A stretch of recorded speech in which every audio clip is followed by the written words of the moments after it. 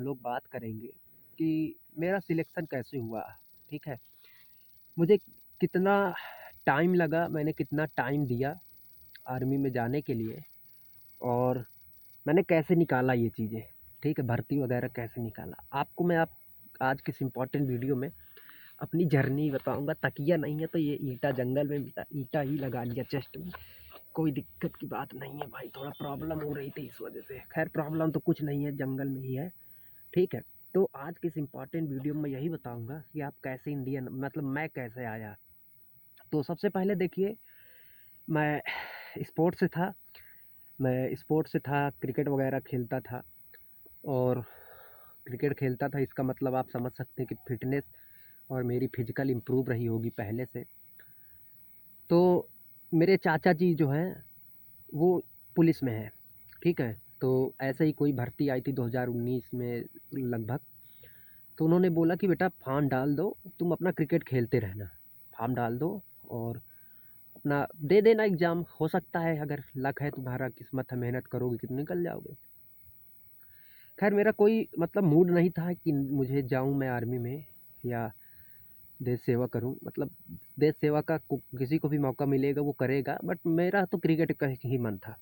But जब भर्ती आई तो मैं भर्ती के लिए गया। अमेठी में मेरी वो थी रैली, अमेठी में, मेरठ में, ऐसे करके तो कुछ था। तो रैली भर्ती में मेरे गांव के और 4-5 लोग थे जो लोग रेगुलर रनिंग करते थे, ठीक है? उन्होंने अपनी पूरी की पूरी तैयारी करी थी आर्मी में जाने के लिए। 1600 मीटर, पता नहीं कितने कितने घंटे वो लोग दौड़ते थे 1600 मीटर करने के लिए। तो हम लोग साथ में ही थे, एक ही बैच में हम लोगों को पहले तो हम लोग वहाँ गए, हमारी हाइट वगैरह चेक कराई गई और रात भर बैठा के रखा उन लोगों ने, ठीक है? मेरी पहली ही भर्ती थी, इसके पहले मैंने कभी भर्ती नहीं देखी थी और जो मेरे साथ लोग थे ना, उन्होंने देखी थी और उन्होंने ही मुझे बताया कि ऐसा-ऐसा होता है। तो 2-3 बैच गए जिसमें 300, कुछ में 150, कुछ में मतलब अलग-अलग उसके अकॉर्डिंग बैच उन्होंने छोड़े। तो मैं देखता रहा कैसे-कैसे रनिंग करना है, ठीक है? तो मेरे चाचा जी जो थे उन्होंने बताया था कि देखो, ये इम्पॉर्टेंट नहीं कि तुम्हारी 1600 मीटर की रनिंग इम्प्रूव हुई है या नहीं हुई, इम्पॉर्टेंट ये है तुम्हारे अंदर कितना स्ट्रेंथ है। तुम्हें जो खींचने वाली चीज़ें हैं ना, जो लास्ट तक जो पावर अपनी है वो लास्ट तक बचा के रखनी है। तो मैंने अपनी पावर को कोशिश, और उन्होंने ये बोला है कि आपको पहले राउंड या दूसरे राउंड में ताकत नहीं लगाना है, आपको पहले राउंड या दूसरे राउंड में केवल और केवल मेंटेन करके चलना है अपनी एवरेज रनिंग, ठीक है? और मैं वही कर रहा था। जब हमारा बैच आया तो मैंने देखा मेरे साथ के लोग जो गांव से थे, 2 लोग मेरे साथ थे, ठीक है? तो वो भी मेरे साइड में ही थे, एक पीछे था, एक साइड में था। तो रनिंग जब स्टार्ट हुई, ठीक है? तो उन्होंने, हम लोग पीछे थे सबसे, ठीक है? हम लोग फ्रंट में नहीं बैठे थे, हम लोग सबसे पीछे थे और उन्होंने जो मतलब इस स्काउट वाले होते हैं जिन्होंने बोला गो, ठीक है? जो बोलते हैं आर्मी के ही होते हैं, देश के जवान होते हैं और वो ट्रायल ले रहे थे, तो उन्होंने फ्रंट गो की जगह बोला, गो की जगह गो बैक, है ना? गो बैक उन्होंने बोला। तो आधे लोग तो वहीं पर हड़बड़िया गए, चकरा गए कि इन्होंने क्या बोला। कुछ लोग तो उल्टा मतलब सीधा दौड़ गए, जो आगे वाले थे वो सीधा दौड़ गए और हम लोग तो पीछे थे। तो 2-4 लोग जो समझ गए वो भी दौड़ गए आगे और उन लोगों के साथ हम लोग भी समझ गए, तो दौड़ गए। और वहीं पे आर्मी के जो जवान थे वो बता रहे थे, गो बैक मत, पीछे भागो, उल्टा भागना है, ठीक है? तो हम लोग तो सबसे पीछे थे, तो भाई हमारे पास चांस था क्योंकि सबसे पीछे होकर के अब हम लोग सबसे आगे आ चुके थे। फिर हमने क्या किया कि पहले राउंड तक वो बंदा मेरे साथ, जो गाँव वाला था, जो मेरे पीछे था, वो मेरे साथ ही था।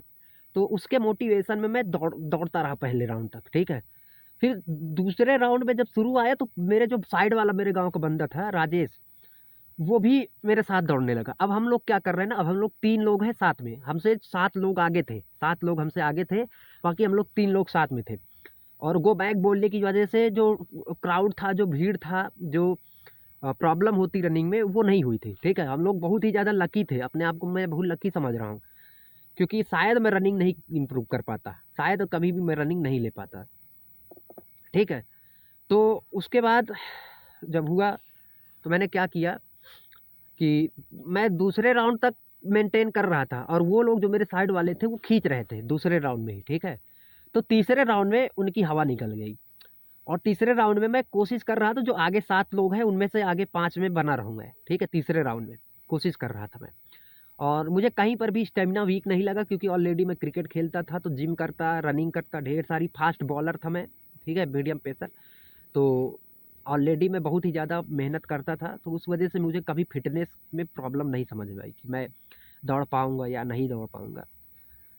फिर वहाँ पर क्या हुआ कि लास्ट राउंड में हम लोग आगे जो 7 लोग थे उनमें से 4 लोग तीसरे राउंड में पीछे हो गए मुझसे, और हम लोग दो लोग पीछे से आ गए हमारे, तो हम लोग 6-7 लोग टोटल थे लास्ट राउंड में। और लास्ट राउंड में मेरे चाचा जी ने बोला था और सभी लोग बोले थे कि लास्ट राउंड में जब हाफ आ जाए, पूरा नहीं पूरे लास्ट राउंड में अगर आप खींचोगे तो लास्ट में एंड में जब 100-200 मीटर बचेगा तो आप वहाँ पर स्किप कर जाओगे, वहाँ पर आपका सीना फूलने लगेगा। आपको जो 100-200 मीटर लास्ट में है ना, वहाँ पर लॉन्ग स्प्रिंट लगानी है। फिर आपको मेंटेन करके चलना है धीरे धीरे, लेकिन जो पावर लगानी है 100-200 मीटर में लगानी है। मैंने वही किया, लास्ट में 100-200 मीटर बचा, मैं वहाँ पर अपना पूरी जान लगा दिया। मैंने 100-200 मीटर स्प्रिंट लगाई, पैरों में जान थी, बालर था, ताकत थी ही शरीर में। तो फिर मैंने वहाँ से रनिंग क्लियर कर लिया। फिर उसके बाद और जो प्रक्रियाएँ होती है मैंने वो दिया, और मेडिकल में भी कोई दिक्कत नहीं हुई, टोकन वगैरह मिल गया था, कोई प्रॉब्लम नहीं हुई थी। रिटन एग्ज़ाम की बात है, ठीक है, रिटन एग्ज़ाम में मुझे समस्या आ सकती थी, ठीक है। लेकिन मैंने बताया ना मेरे चाचा जी पुलिस में थे, तो उन्होंने मेरी कोचिंग लगवा दी थी फॉर्म डलवाने से पहले। और जहाँ मैं क्रिकेट खेलता था, मैं कानपुर में क्रिकेट खेलता था, तो वहाँ पर भी मेरी डिफेंस फिजिकल एकेडमी में कोचिंग लग गई थी, ठीक है। तो और मैं 10th तक अच्छा था, 10th तक पढ़ने में भी अच्छा था, इतना ख़राब भी नहीं था पढ़ने में। और मैं बता दूं, मैं कोचिंग से ज़्यादा ऑनलाइन क्लासेस में पढ़ता था, ठीक है, मैं ऑनलाइन स्टडी करता था।